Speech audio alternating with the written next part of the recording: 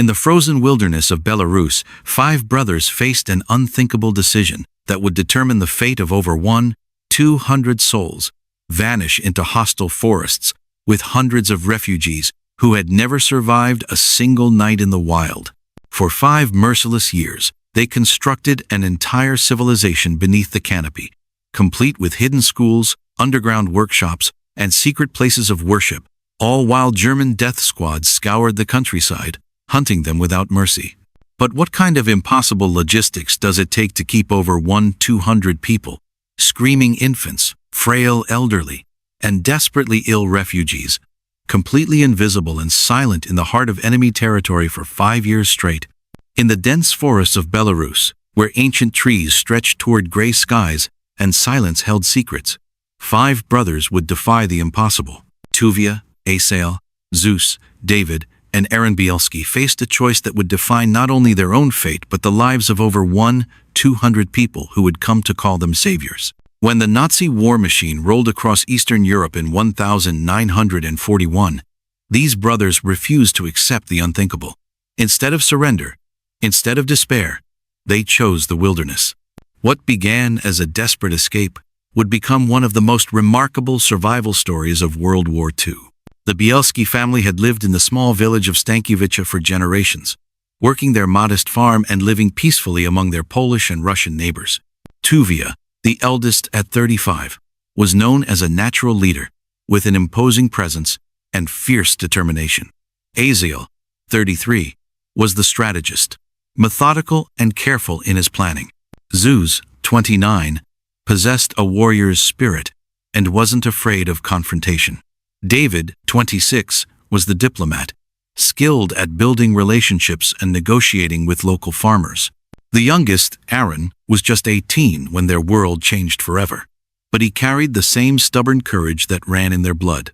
When German forces invaded the Soviet Union in June 1941, the Bielski brothers understood immediately what was coming.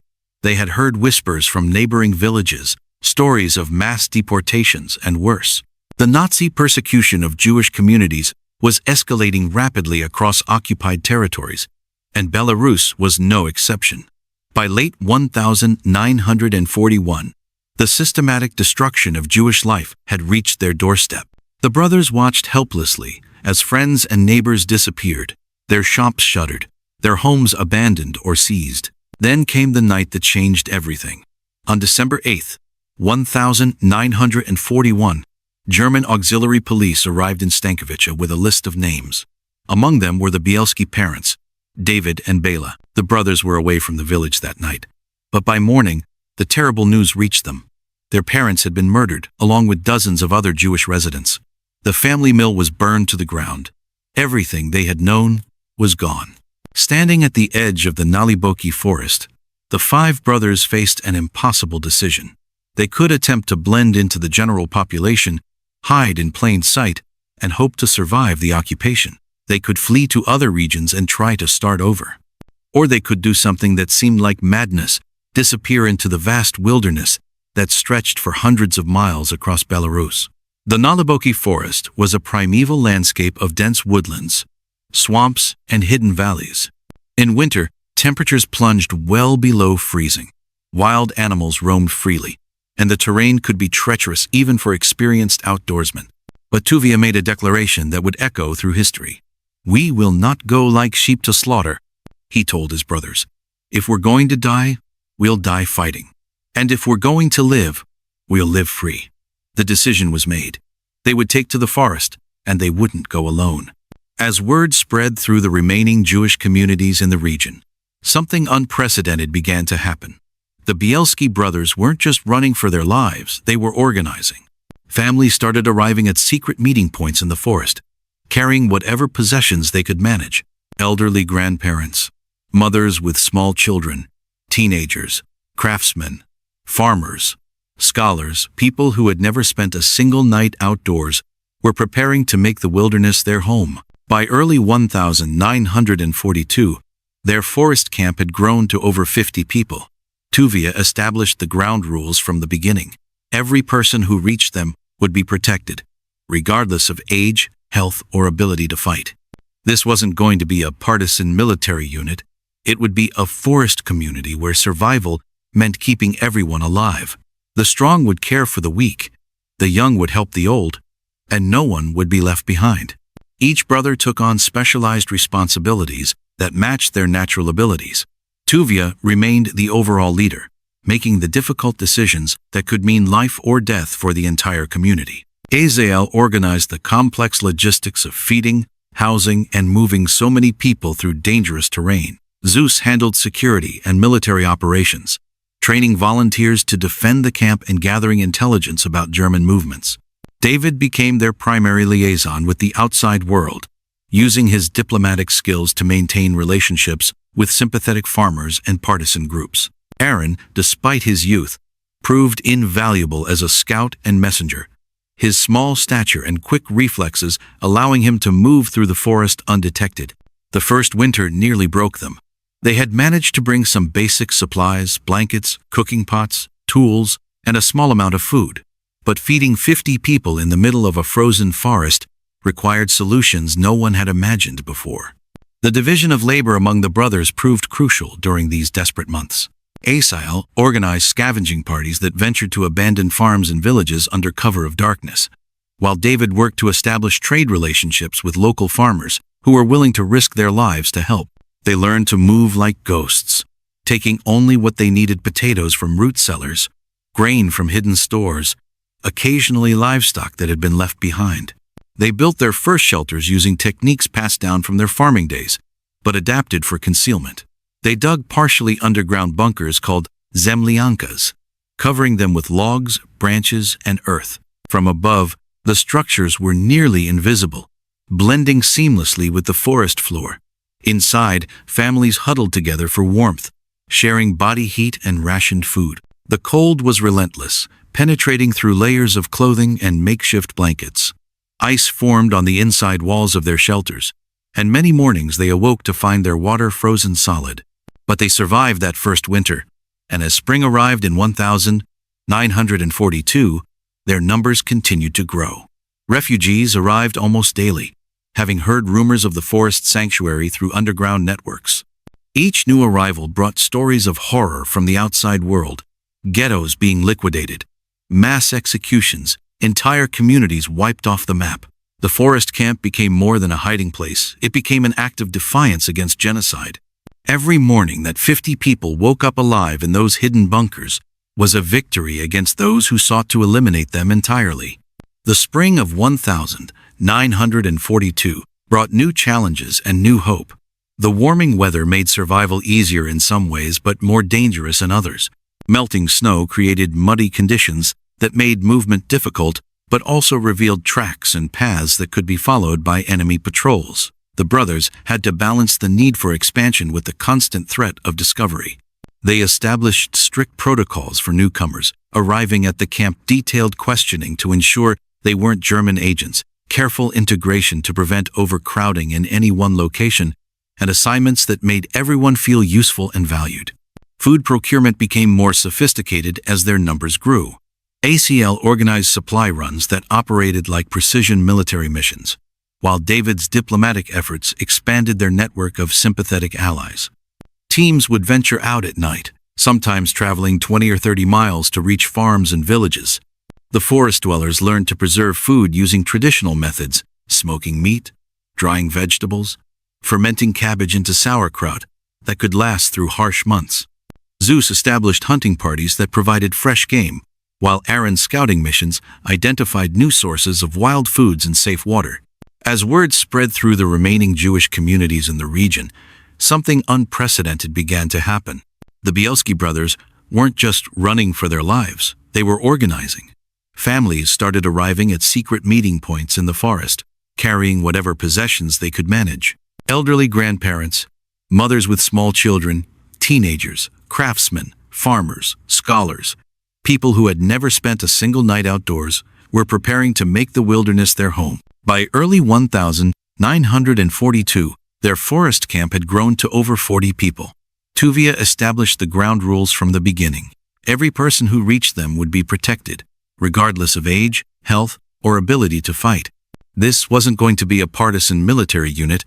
It would be a forest community, where survival meant keeping everyone alive. The strong would care for the weak, the young would help the old, and no one would be left behind. The first winter nearly broke them. They had managed to bring some basic supplies, blankets, cooking pots, tools, and a small amount of food. But feeding 40 people in the middle of a frozen forest required solutions no one had imagined before. ACL proved invaluable in those early months, organizing scavenging parties that ventured to abandoned farms and villages under cover of darkness. They learned to move like ghosts, taking only what they needed: potatoes from root cellars, grain from hidden stores, occasionally livestock that had been left behind. They built their first shelters using techniques passed down from their farming days, but adapted for concealment. They dug partially underground bunkers called zemlyankas, covering them with logs, branches, and earth. From above, the structures were nearly invisible, blending seamlessly with the forest floor. Inside, families huddled together for warmth, sharing body heat and rationed food. The cold was relentless, penetrating through layers of clothing and makeshift blankets. Ice formed on the inside walls of their shelters, and many mornings they awoke to find their water frozen solid. But they survived that first winter, and as spring arrived in 1942, their numbers continued to grow. Refugees arrived almost daily, having heard rumors of the forest sanctuary through underground network. Each new arrival brought stories of horror from the outside world: ghettos being liquidated, mass executions, entire communities wiped off the map. The forest camp became more than a hiding place. It became an act of defiance against genocide. By the summer of 1942, the Bielski camp had evolved into something that defied all logic: a functioning community hidden deep in the wilderness. They had nearly 250 people now, and the five brothers had established an organizational structure that would have impressed any military commander. Tuvia remained the supreme leader, making the ultimate decisions about camp policy and direction. Each brother had carved out their own area of expertise that proved essential to their survival. ACL oversaw the complex logistics of housing, feeding, and moving so many people. Zeus handled all security matters and military training for camp defenders. David managed external relations, maintaining their network of sympathetic farmers and coordinating with other resistance groups. Aaron, despite his youth, had become their most skilled scout and intelligence gatherer. His small frame and natural stealth allowing him to move through enemy territory undetected. The camp's location deep in the Naliboki forest provided natural advantages that the brothers exploited with growing sophistication.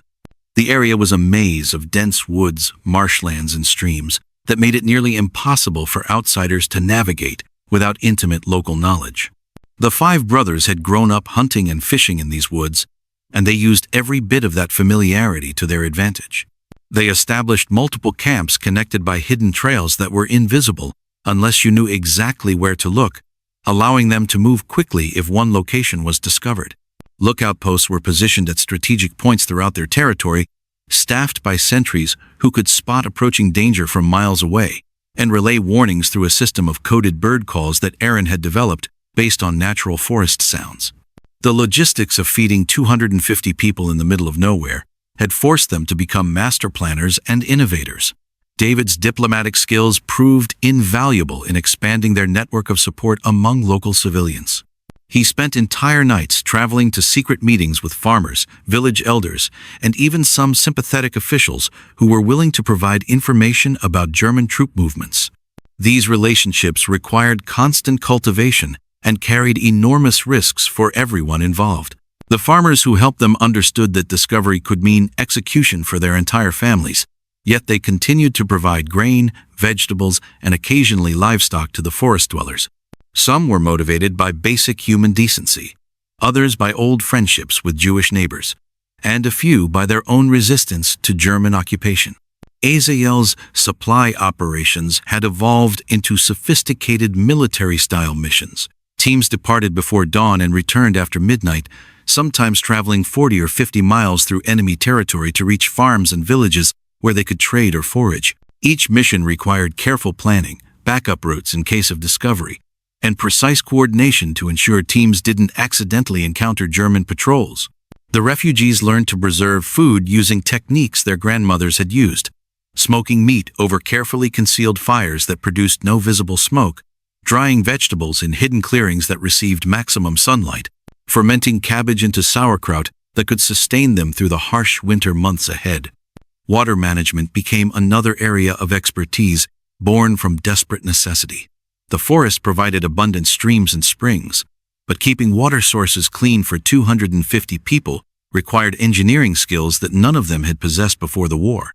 They dug wells near their camps using tools scavenged from abandoned farms, and established strict protocols for waste disposal that prevented contamination of their precious water supply.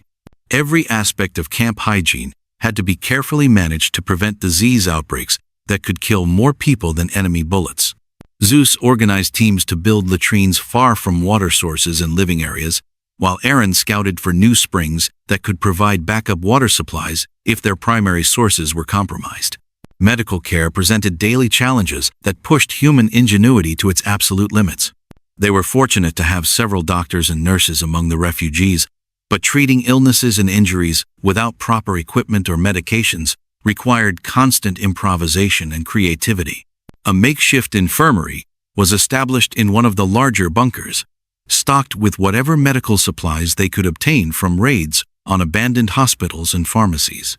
The doctors learned to perform surgery by candlelight, set broken bones with improvised splints carved from forest branches, and treat infections with herbal remedies that older refugees remembered from their childhoods. Every medical success felt like a miracle, every loss like a devastating blow to the entire community that had become a family bound by shared survival. Perhaps most remarkably, they refused to let their humanity disappear into pure survival mode. Cultural and religious life continued even in these impossible circumstances, becoming acts of resistance as powerful as any military operation. A small synagogue was constructed in a concealed clearing, where services were held in voices so quiet they barely disturbed the forest air. Children attended schools taught by former teachers and professors who had fled to the forest, studying Hebrew, mathematics, history, and literature using textbooks hidden in their escape bundles and lessons scratched into pieces of bark with charcoal. David organized evening discussion groups where refugees could share their knowledge and maintain intellectual engagement, while Tuvia insisted that cultural traditions be preserved and passed to the younger generation.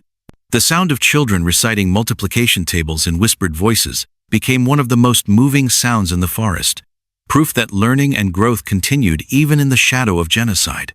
Marriages were celebrated with whatever joy could be mustered, couples exchanging vows surrounded by their forest family, promising to build lives together when the world returned to sanity. Babies were born throughout 1,942, each birth celebrated as a victory against those who sought to eliminate their people entirely. Despite the constant threat of discovery, despite the daily struggle for basic survival, moments of pure human joy pierced through the darkness of their situation.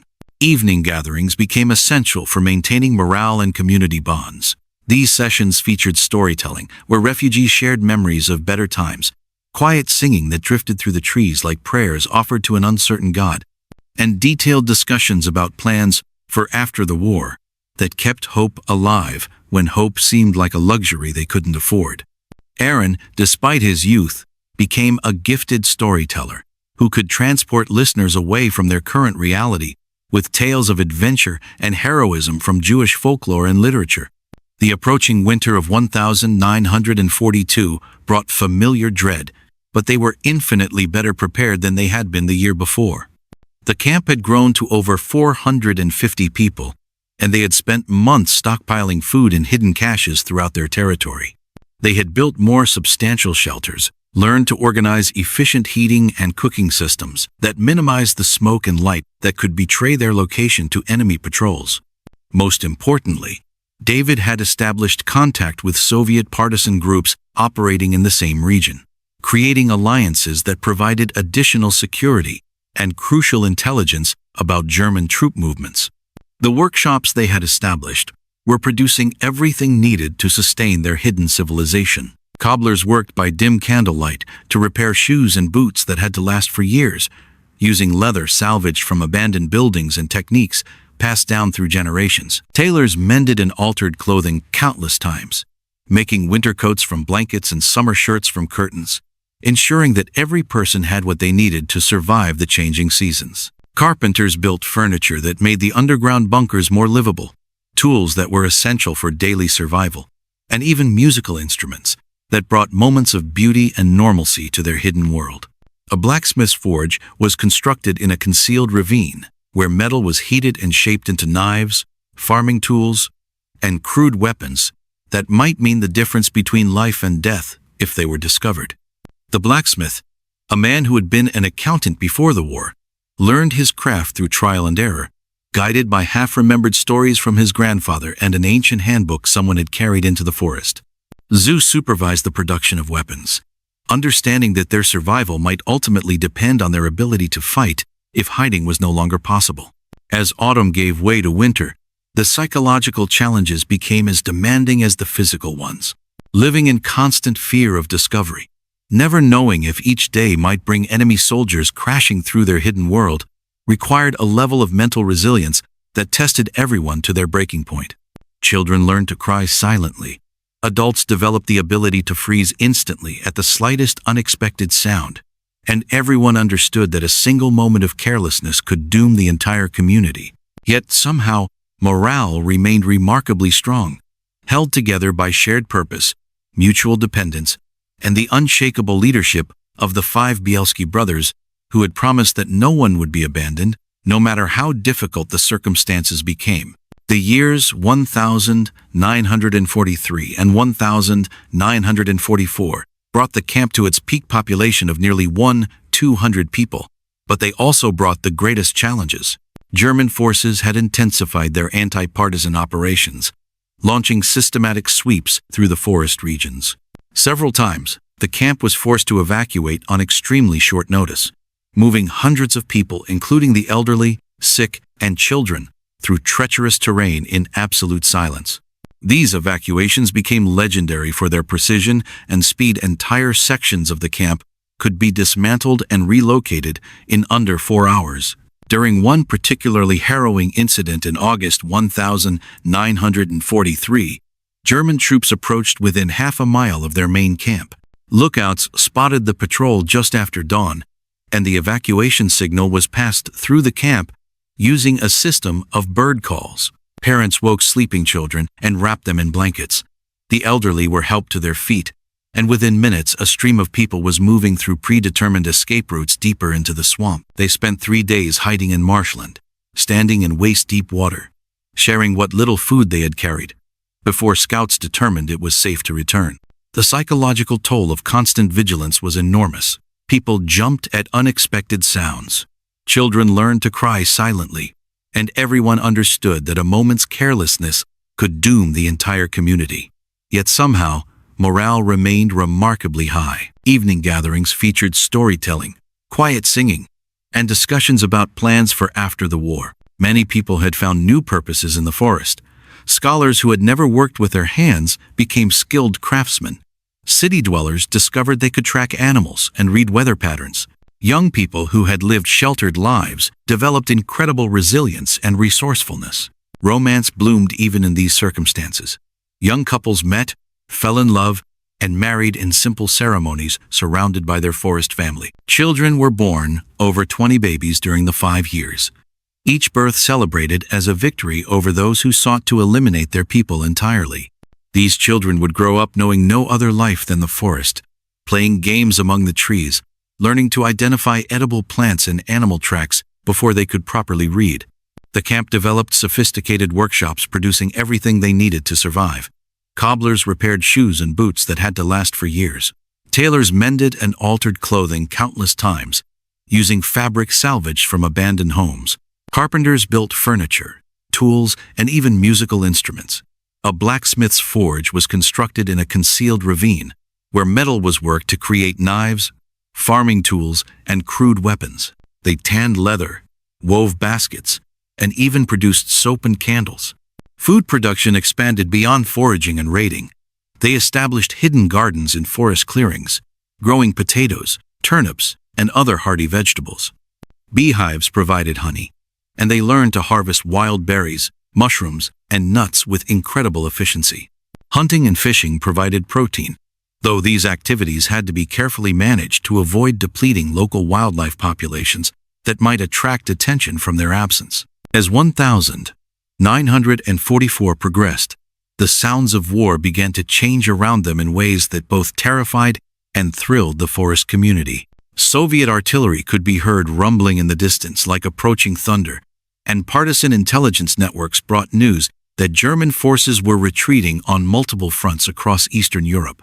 The tide was turning, but the forest dwellers knew they couldn't let their guard down for a single moment.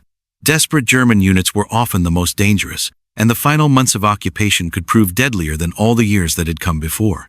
In June 1944, exactly 3 years after the German invasion had begun their nightmare, advance units of the Soviet Red Army finally reached the Naliboki forest region. The first contact was tentative and surreal, armed soldiers appearing at the edge of clearings like figures from a dream, not sure what they would find in these mysterious woods. But when they discovered the hidden camps and realized what the Bielski brothers had accomplished, even hardened veterans who had seen the worst horrors of war were amazed by the scope of human resilience they encountered. Over 200 people emerged from the forest that summer, blinking in the sunlight of freedom like creatures who had lived underground for generations. They had not merely survived the Holocaust, they had created a functioning society, maintained their cultural identity, preserved their humanity, and proved that resistance could take many forms beyond armed rebellion. Not all had made it through the 5 brutal years. Disease, exposure,